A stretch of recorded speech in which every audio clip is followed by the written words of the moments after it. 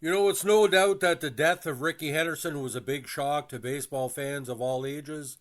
Basically, if you grew up in the 70s and 80s, you knew that Rickey Henderson dominated the late 70s, early 80s to such an extent he became a household name pretty well overnight. Now, Rickey Nelson Henley Henderson, who died of pneumonia on December 20th, 2024, 5 days before his 66th birthday, was nicknamed the Man of Steel. He was an American pro baseball left fielder who played 25 seasons in MLB for 9 teams from 79 to 2003, including 4 separate stints with his original team, the Oakland Athletics. He is widely regarded as baseball's greatest leadoff hitter and base runner.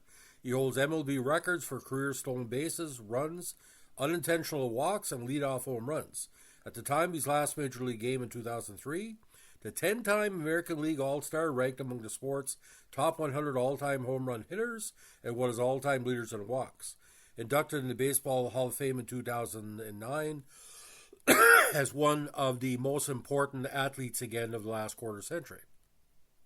He still holds the single-season record for stolen bases with 130 and 82, as the only player in AL history to steal 100 bases in a season, having done so 3 times in 80, 82, and 83. His 1,406 career steals is 50% higher than the previous record of 938 by Lou Brock. Henderson is the all-time stolen base leader for the A's and previously held the New York Yankees franchise record from 88 to 2011.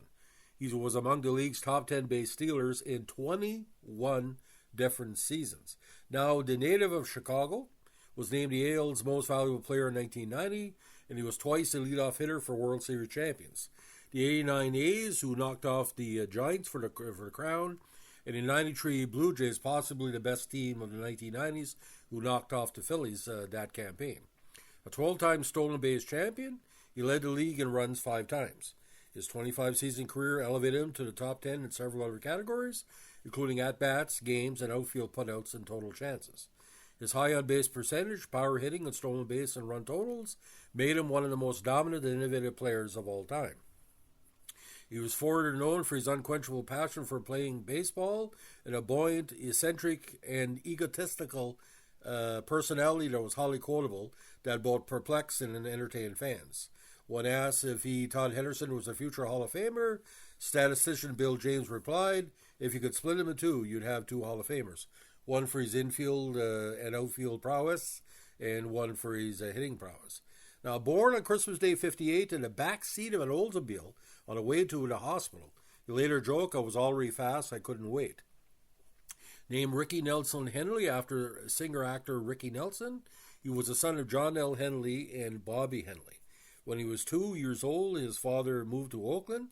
Rickey lived with his grandmother in Pine Bluff, Arkansas, from when he was 2 until he was 7, when he migrated to Oakland with his family. His father unfortunately died in a car accident 10 years after leaving home. His mother married Paul Henderson, not the hockey player, in Rickey Henley's junior year of high school, and the family adopted the Henderson surname. As a child learning to play baseball in Oakland, Rickey developed the ability to bat right-handed, although he was naturally a left-handed thrower, a rare combination for baseball players, especially non-pitchers. In the entire history of Major League Baseball, through the 2008 season, when he got in the Hall of Fame, only 57 position players are known to have batted right and thrown left, and Henderson is easily the most successful player to do so. Henderson later said, "All my friends were right-handed and swung from the right side, so I thought that's the way it was supposed to be done." Now, in '76, he graduated from Oakland Technical High School in Oakland, California, where he played baseball, basketball, and football. He was also an All-American running back with 2 1,000-yard rushing seasons. He also ran track, but did not stay with the team as the schedule conflicted with baseball. Henderson received over a dozen scholarship offers to play football. Despite a childhood dream to play for the Oakland Raiders, he turned down the scholarships on the advice of his mother, who argued that football players had shorter careers, and the mother was right. Now, drafted by the A's in the 4th round of the '76 Major League Baseball draft, for the first season of the minor league careers with the Boise A's of the Northwest League, in 46 contests, he batted .336 with 3 homers and 2 triples. Henderson spent the following season with the Modesto A's. He batted .345 in 134 contests during his record-setting season with Modesto. Henderson, along with Darrell Woodard, nearly broke the league record for team stolen bases. The Modesto A's finished the season with 357 steals, just shy of the league record of 370. While Woodard tied the single-season player record with 90, Henderson bet the record by stealing 95, and it was awarded the Sundial Trophy, given to Modesto's most valuable player. Now, Henderson spent his 78th season with the Jersey City A's of the Eastern League. After the minor league season ended, he played the 79 winter season with the Najova Mayos of the Mexican Pacific League. He played in 6 contests for the team, which won his first title. In 79, he started the season with the Oakland A's of the PCL. In 71 games for Ogden, he had a batting average of 309 and stole 44 bases. Now, Henderson made his major league debut with Oakland in June 79, going 2 for 4 along with a stolen base. That season, he batted .274 with 33 stolen bases in 89 contests. In 1980, Henderson became the third modern-era player to steal 100 bases in a season. Maury Wills had 104 and 62, and Lou Brock had 118 and 74. His 100 steals broke Eddie Collins' franchise record of 81 in 1910 with what were the then the Philadelphia Athletics, and he set a new major league record surpassing Ty Cobb's 96 set in 1915.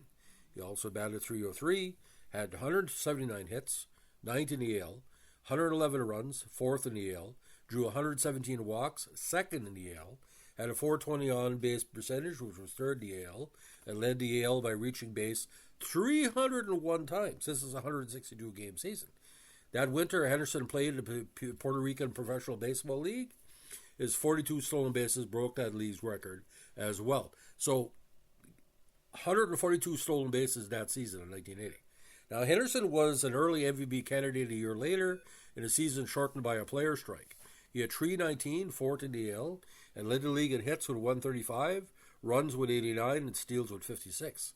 Henderson was also 3rd in on-base percentage with .408, tied for 2nd in triples, 4th in walks, 8th in total bases, and 2nd in times reaching base with .201.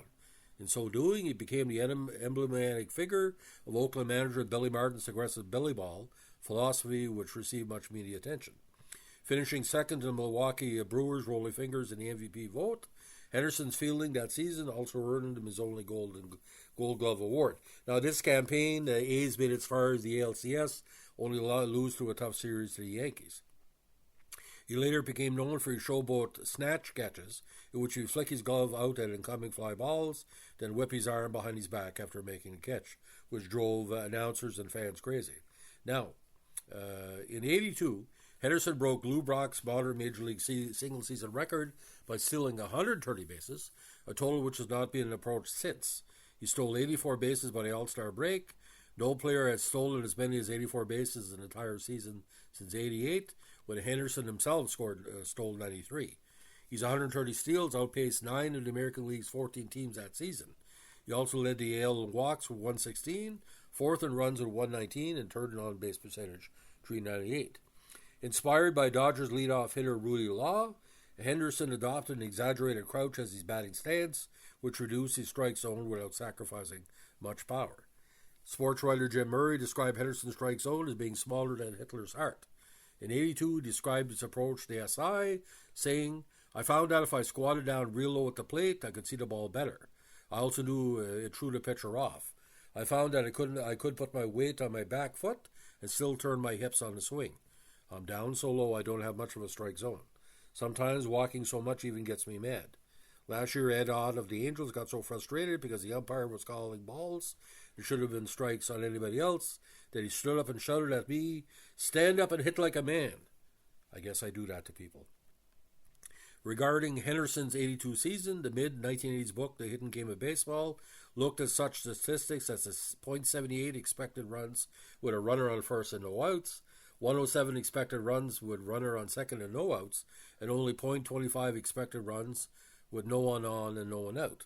The authors concluded that with Henderson's 130 stolen bases, he contributed 22.2 runs to the A's offense. By being caught stealing 42 times, he cost his team 20.6 runs, and therefore the authors concluded the net effect of his running activity was merely 1.6 extra runs for the season. A later analysis determined his net contribution was 155.3 runs for the season, which is bullshit because Rickey Henderson drove pitchers nuts. And no matter if he was called out, the pitcher was off his game. Henderson also made MLB history in 1983 with his third 100 runs, 100 stolen bases, 100 walk season, as no modern player has done it once, when he led the AL in stolen bases with 108, walks with 103, while finishing fourth in runs scored with 105. He also was second in on-base percentage, tied for ninth in triples, and fifth in times on base, reaching 257 times.